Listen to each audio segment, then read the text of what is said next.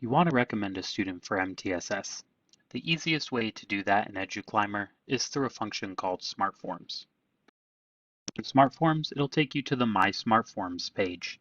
From here, you can click New and select Form to be able to select the staff and teacher input form, which allows you to recommend a student for MTSS.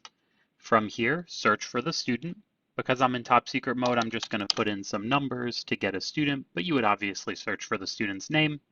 And then all you need to put in for the form name is TIF for teacher input form.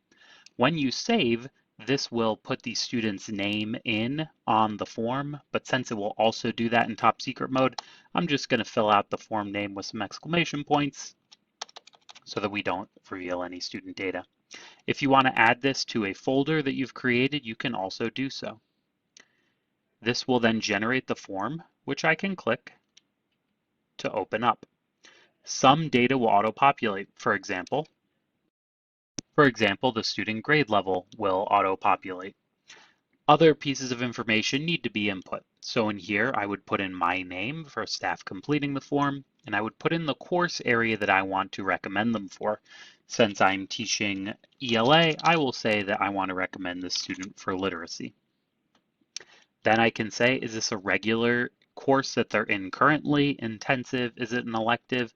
We'll say my student is currently receiving an intensive intervention. Next, we have to identify what strengths the student has. Every student has academic strengths, and we really want to take time to focus on this because it's as important in interventions as the student's area of need for interventions.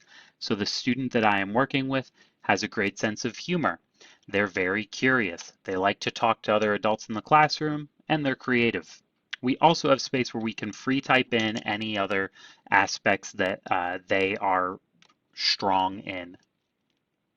Next, we want to talk about the concerns you have in their needs for intensive interventions.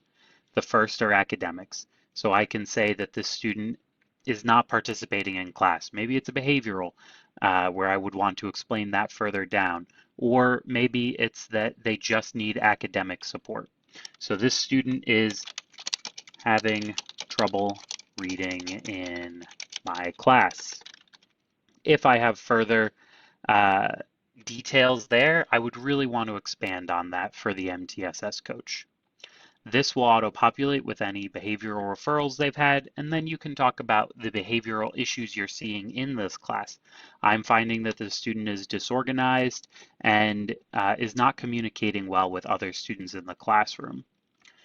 And I can say that they do not attempt to read when asked. We'll see absences here, and we can also talk about whether or not attendance is an issue. And then there's a little bit of information that will pop up for you. If the student has an exceptional area of education, or if they're currently receiving an intervention, these will be marked already. Now you can delineate what strategies you've already attempted with them. I met with the parent. I sent a note home. I've changed the seating. I spoke with the parent. I've asked my PLC. We want to try many of these strategies before we move that student into Tier 2 interventions. And finally, we can explain, have we tried any additional supports already? Do we have any suggestions for this student?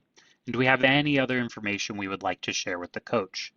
Once this is done, make sure that you add your coach to the form here. So I want to say, find my coach, and then add them to the form so that they get notified that this form exists. And if I'm still working on it, I can say that this is in progress.